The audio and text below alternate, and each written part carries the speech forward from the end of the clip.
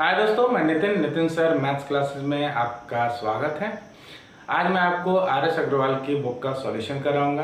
तो आप लोग सोच रहे होंगे आर एस अग्रवाल की बुक का सॉल्यूशन, तो मैं बता दूं आज चैप्टर मैं चेंज कर रहा हूं। इसके पहले मैंने आपको स्क्वायर रूट और क्यूब रूट से संबंधित जो चैप्टर था उसका सॉल्यूशन कराया था, और आज मैं आपको कराऊंगा सर्ट्स एंड इंडिसेस चैप्टर का सॉल्यूशन। चलिए देखते हैं। बहुत ही मज़ेदार क्वेश्चन है, लेकिन उसके सॉल्यूशन से पहले मैं बता दूं सर्ट्स एंड इंडिसेस जो चैप्टर होता है उसका कोई भी क्वेश्चन सॉल्व करने से पहले बहुत ही ज़रूरी होता है कि उसके कुछ फॉर्मूले जानना। आइए कुछ फार्मूले के बारे में जानते हैं, फिर मैं कल से आपको उसका चैप्टर का शुरुआत करूंगा और सॉल्यूशन करूंगा लाइन बाय लाइन। तो चलिए देखते हैं। सबसे पहले घातांक के नियम देख लेते हैं। घातांक के नियम, घातांक के नियम। तो घातांक के नियम देखते हैं, इनको बोलते हैं लॉ ऑफ इंडिसेस। इसको बोलते हैं लॉ ऑफ इंडिसेस। तो घातांक का नियम जानने से पहले थोड़ा सा देख लेते हैं। जैसे मान लीजिए कि दे दिया यहाँ पे 3 पे 4 घात। अगर दे दिया 3 पे 4 घात, तो देखिए इसमें जो 3 है, 3 जो होता है वो आधार होता है। 3 क्या होता है? आधार होता है। इंग्लिश में इसको बेस बोलते हैं। और जो 4 होता है वो घातांक होता है। 4 जो होता है वो क्या होता है? घातांक होता है। इसको इंडिसेस भी बोलते हैं। आधार को बेस बोला जाता है। और 3 पे 4 घात का मतलब यानी जो आधार है, यानी देखिए आधार कौन है? 3 है। और कितनी बार लिखा जाएगा? जितना घातांक होगा। घातांक कितना है? 4 है, तो उसको 4 बार लिखेंगे। 3 को लिखेंगे 4 बार। 3 गुणे 3 गुणे 3 गुणे 3, और 3 त्रिके 9, 9 त्रिक 27, 27 3 हो जाएगा 81। तो देखिए यहाँ रिजल्ट के तौर पे देख सकते हैं आप, रिजल्ट के तौर पे क्या आया? यहाँ पे 81 आया है। तो 3 हो गया आधार, 4 हो गया घातांक, और रिजल्ट यानी परिणाम हो गया 81। तो आपको अच्छी तरह समझ में आ गया होगा। तो यानी बेस, आधार यानी कि यहाँ पे कौन होगा? 3 होगा। इंग्लिश में उसको बेस बोलते हैं। और घातांक कौन है? यहाँ पे घातांक हो जाएगा 4, यानी इंडिसेस के रूप में कौन है? 4 है। अब इनके नियम के बारे में जानते हैं, क्योंकि जब तक आप आधार चाहे घातांक के बारे में नहीं जानेंगे तब तक इन नियम के बारे में समझ नहीं सकते। तो चलिए देखते हैं घातांक के नियम क्या हैं। तो चलिए सबसे पहला नंबर नियम देखते हैं। घातांक का जो नियम है, जो पहला नंबर का इसका नियम है, उसको देख लेते हैं।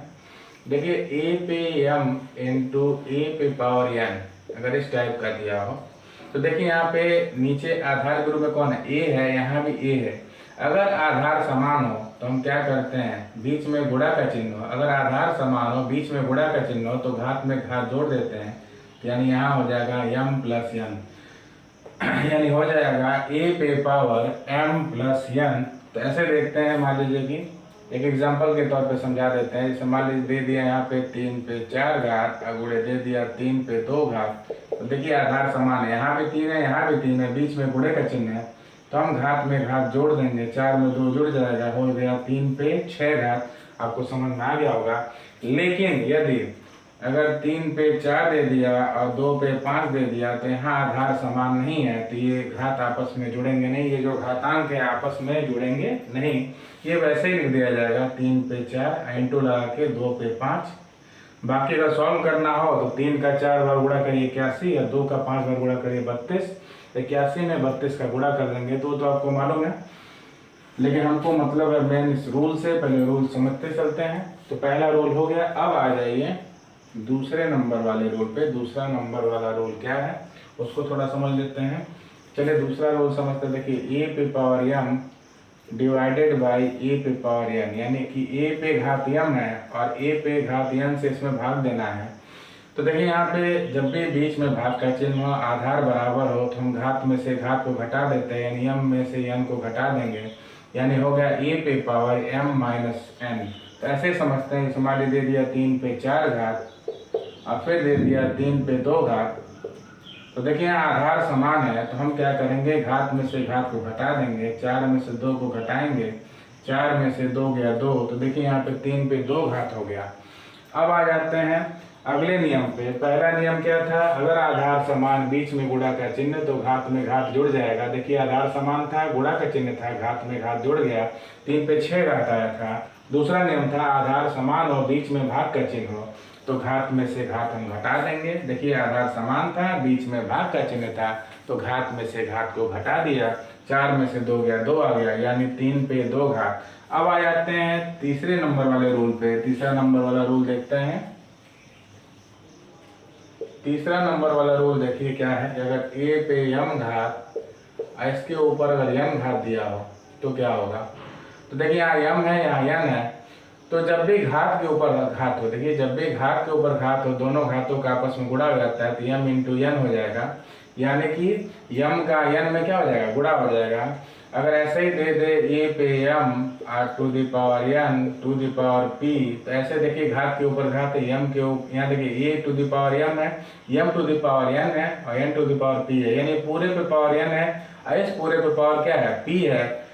तो हम क्या करेंगे इस कंडीशन में, देखिए m into n into p। तो जैसे एग्जांपल के तौर पे समझ लीजिए, जैसे मान लीजिए कि दे दिया यहाँ पे 3 पे 4 घात और इस पे दे दिया 2 घात। तो देखिए घात के ऊपर घात है तो क्या होगा, दोनों का गुणा हो जाएगा, 4 गुणे 2 यहाँ पे हो जाएगा, तो 3 पे घात हो गया 8। ऐसे एक और समझ लेते हैं, ऐसे ऐसे दे दे यहाँ पे। अगर मान लीजिए इस तरह दे दे, अगर मान लीजिए कि इस तरह दे दे 3 पे 4 और इस पे ऊपर हो गया घात 2, और फिर इसके भी ऊपर देख लेते हैं, इसके ऊपर भी अगर घात दे दिया 3, तो क्या करेंगे, घात के ऊपर घात है, सबका आपस में गुणा होगा, तो 4 का गुणा 2 में, 2 का गुणा 3 में।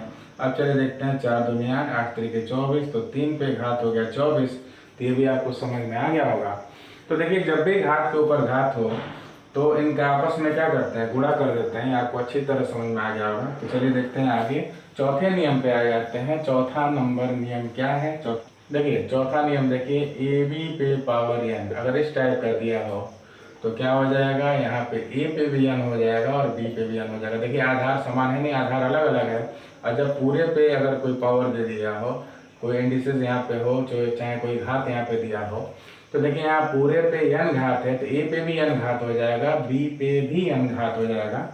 तो जैसे देख लीजिए 3 गुणे 4 अगर दे दिया हो और यहाँ पे दे दे मान लीजिए कि 5 घात, तो देखिए अगर यहाँ पे 5 घात दे दे तो देखिए 5 किसके ऊपर होगा, 3 के ऊपर भी 5 होगा और क्या हो जाएगा, 4 के ऊपर भी 5 हो जाएगा। आपको समझ में आ गया होगा। क्या मान लीजिए इस तरह दे दे 20 दे दे, 20 पे दे दे 7 घात। 20 को हम कैसे ले सकते हैं, 20 को हम ले सकते हैं, देखिए 4 गुणे 5 ले सकते हैं आसानी से, 20 को ले सकते हैं 4 गुणे 5, ऊपर देखिए कितना घात है, 7 घात। इसको हम कैसे ले सकते हैं, 4 पे 7 घात, यानी देखिए ये जो घात है इसके भी ऊपर है, इसके भी ऊपर है, क्योंकि total whole to the power है, यहाँ पे होल टू द पावर 7 है यहाँ पे। तो यानी कि यहाँ पे जब पूरे पे घात दिया हो तो उसके अंदर अगर गुणनखंड भी करते हैं तो घात जो जो गुणनखंड है सबके ऊपर आ जाएगा। तो 4 के ऊपर भी 7 होगा और 5 के ऊपर भी 7 होगा। आपको अच्छी तरह समझ में आ गया होगा। तो अगर 20 पे 7 घात दिया, उसको लिखेंगे 4 गुणे 5, ये 7 घात है यहाँ पे, 4 के ऊपर भी 7 घात हो जाएगा, 5 के ऊपर भी 7 घात होगा। अब आ जाते हैं अगले नंबर क्वेश्चन पे, अगले नंबर वाले नियम पे आ जाते हैं। देखिए अगला नियम क्या है, 5वां नंबर नियम क्या है देख लीजिए। अगर दे दे ऐसे a बाई बी पे पावर n, तो इसको कैसे लिखेंगे, a पे पावर n बाई b पे पावर n, इसको ऐसे लिखा जाएगा। तो अब ऐसे देखते हैं यहाँ पे, अगर इस तरह दे दिया, जैसे मान लीजिए दे दिया यहाँ पे, यदि मान लीजिए दे देता है 3/4, दे दिया 3/4 और यहाँ दे दिया 6 घात, तो हम क्या करेंगे, 3 पर भी 6 घात है और 4 पर भी 6 घात है, ऐसे लिखेंगे अगर इस तरह का दिया होगा तो। अब चले आ जाते हैं 6वें नंबर वाला जो नियम है, छठा नियम देख लेते हैं। घातांक का जो नियम है छठा, वो देख लेते हैं। देखिए छठा नियम क्या है, अगर किसी पे पावर 0, जैसे a टू द पावर 0 = 1 हो जाएगा, तो इसमें a की जगह क्या हो सकता है, a की जगह यहाँ पे 1 2 3 4 कोई भी अंक हो सकता है, यहाँ पे कोई संख्या हो सकती है 0 को छोड़ के। यहाँ a ≠ 0, यहाँ 0 नहीं हो सकता है, क्योंकि 0 पे अगर 0 पावर हो तो हम इसको डिफाइन नहीं कर सकते, इसको परिभाषित नहीं किया जा सकता। अगर 0 पे 0 पावर हो तो इसको परिभाषित नहीं कर सकते, इसका वैल्यू हम डिफाइन नहीं कर सकते। तो इसका मतलब ये हो गया कि अगर a की जगह कोई भी संख्या हो, ऊपर 0 हो, तो उसका मान क्या होता है, 1 होता है। जैसे मान लीजिए 4 पे घात 0 दे दिया तब भी मान है, 5 पे घात 0 दे दिया तब भी माने, और अगर 9999 पे 0 घात दे दिया तब भी माने। यानी 0 पे छोड़कर, यानी अगर 0 को छोड़ दें और एक की जगह कोई भी संख्या रख दें, उस पर 0 पावर हो तो उसका वैल्यू क्या आ जाएगा, 1 आ जाएगा। ये आपको अच्छी तरह समझ में आ गया होगा। आपने घातांक का नियम समझ लिया। अब चलिए देखते हैं करड़ी का नियम। करड़ी के नियम पे आते हैं। ये 6 नियम थे घातांक के। अब इसके ऐसे आ जाते हैं हम करड़ी के नियम पे। उस तरह देखेंगे तो नियम बहुत से हैं, लेकिन ये जो है इम्पोर्टेंट रूल हैं। तो इसी तरह अब आ जाते हैं अगला जो नियम है, करड़ी के नियम पे आ जाते हैं। करड़ी का नियम क्या है देख लेते हैं। करड़ी का नियम देखते हैं, इसको बोलेंगे लॉ ऑफ सर्ट्स। तो ये है करड़ी का नियम, इसको बोलते हैं लॉ ऑफ सर्ट्स। तो देखिए, अगर आपको करड़ी का नियम समझना, उसके पहले थोड़ा समझ लीजिए। मान लीजिए यहाँ पे, अगर यहाँ पे 4 है और यहाँ पे देखिए स्क्वायर रूट लगा हुआ है, तो स्क्वायर रूट लगा है तो यहाँ पे कभी भी देखिए 2 छिपा होता है। तो यहाँ पे हम क्या लिखेंगे, यहाँ पर अगर देखा जाए तो करड़ी पे कौन सा घात है, करड़ी का यहाँ पे जो घात है, करड़ी का 2 घात छिपा हुआ है। यहाँ पे करड़ी का 2 घात छिपा हुआ है। यानी करड़ी पे, यानी सर्ट्स पे यहाँ पे 2 पावर है। इस टाइप का ये करड़ी है, यानी सर्ट्स है। अब आ जाते हैं, अगर ऐसे दे दे 5, यहाँ 3 दे दिया, तो यहाँ कौन सा घात है, यहाँ करड़ी का 3 घात है। अगर मान लीजिए यहाँ पे 4 दे देता है, तो यहाँ करड़ी का कौन सा घात है, यहाँ करड़ी का 4 घात है। यानी आपको समझ में आ गया होगा। यानी यहाँ 4 पे, यहाँ पे जो होगा रूट के रूप में कौन होगा, यहाँ स्क्वायर रूट हो जाएगा।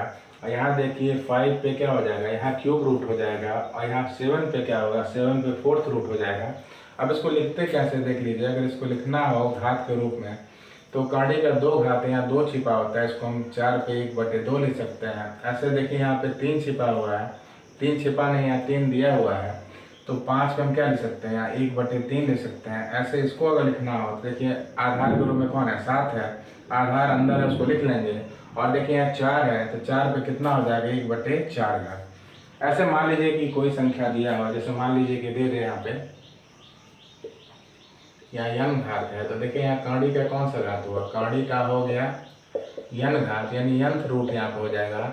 इसको हम लिख सकते हैं 5 to the power 1/n। इसका मतलब आपको समझ में आ गया होगा। यानी कोई भी संख्या दिया हो n की जगह, 2, 3, 4, 5 कुछ भी दिया हो, अगर यहाँ पे 2 होगा तो 1/2, अगर 3 रूट होगा तो 1/3, 4th रूट होगा तो 1/4, 5th रूट होगा तो 1/5, 6th रूट होगा तो 1/6। यानी कोई रूट होगा उसको इस रूप में हम लिख सकते हैं, ऊपर 1 लगा के लिखा सकता है ऐसे। तो आपको समझ में आ गया होगा।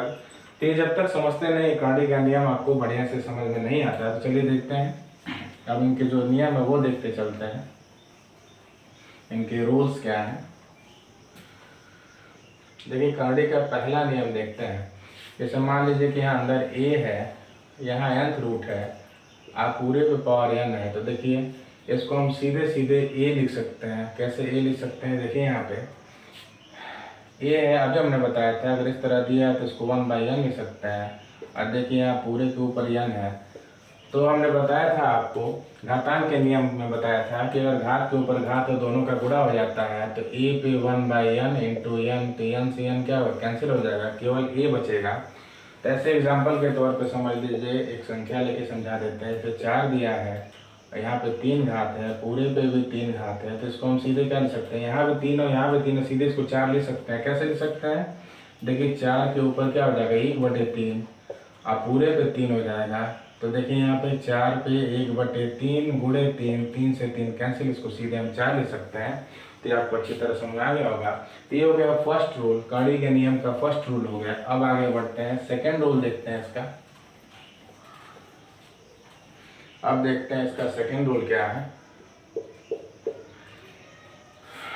देखिए सेकंड नंबर वाला रूल ऐसे है, ऐसे दे दिया अगर यहाँ ए बी है, A B to the power क्या है, यहाँ ए बी है और ए बी का nth रूट दिया है यहाँ पे। तो इसको कैसे सॉल्व करेंगे देख लेते हैं। तो देखिए इसको ऐसे लिख सकते हैं, ए पे भी nth रूट हो जाएगा और बी पे भी nth रूट हो जाएगा। ये आपको अच्छी तरह समझ में आ गया होगा।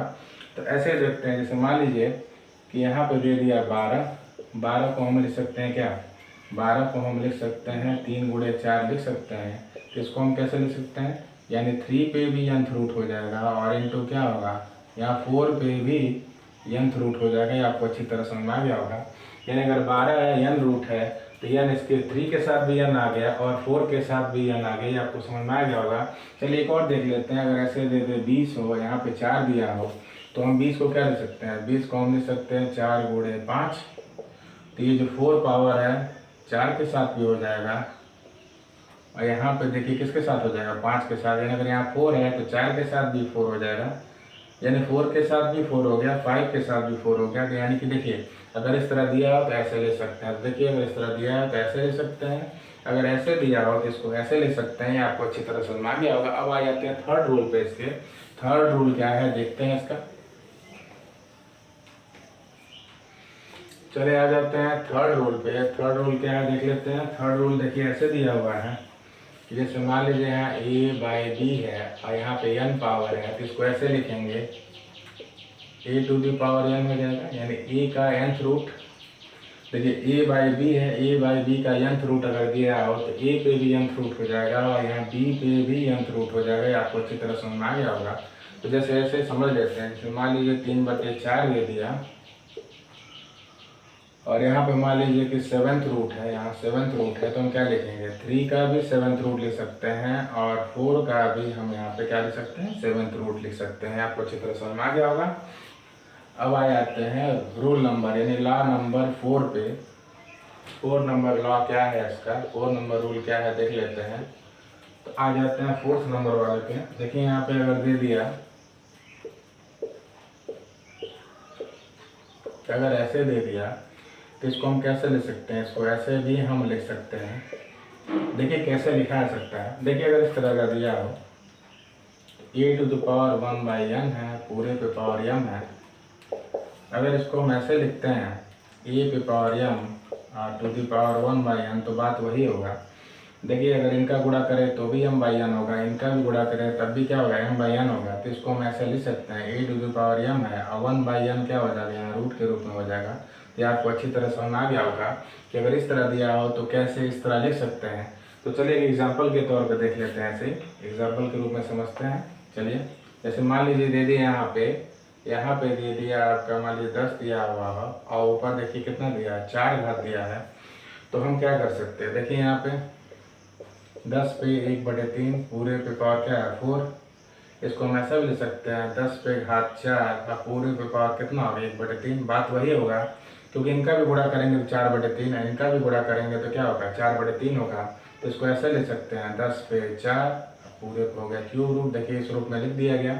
तो जब भी इस तरह दिया हो तो ऐसे लिख सकते हैं, अगर इस तरह दिया हो तो ऐसे लिख सकते हैं। आपको अच्छी तरह समझ में आ गया। अब आ जाते हैं 5वें नंबर वाले रूल पे। 5वां नंबर वाला रूल क्या है, जो लॉ नंबर 5 है वो क्या है देखते हैं।